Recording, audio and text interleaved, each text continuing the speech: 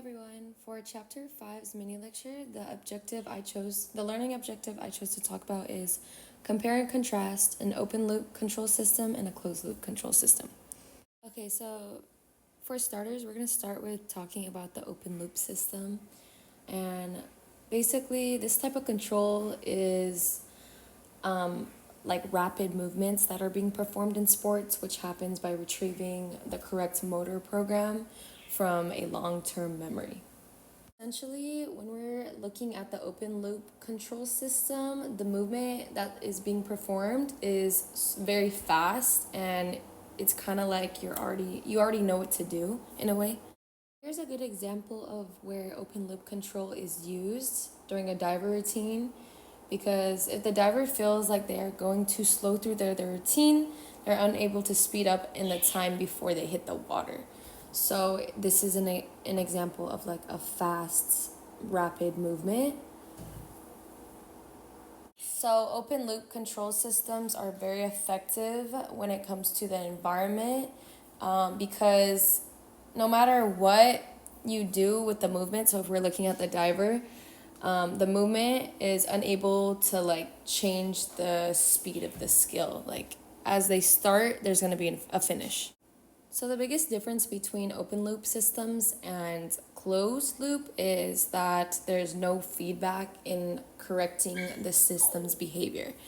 So for example, if the diver is already coming off of the diving board, there's no behavior to be changed, just because it's a rapid movement, and by the time that you start, you're already kind of finishing because it's so fast. So there's no feedback to correct.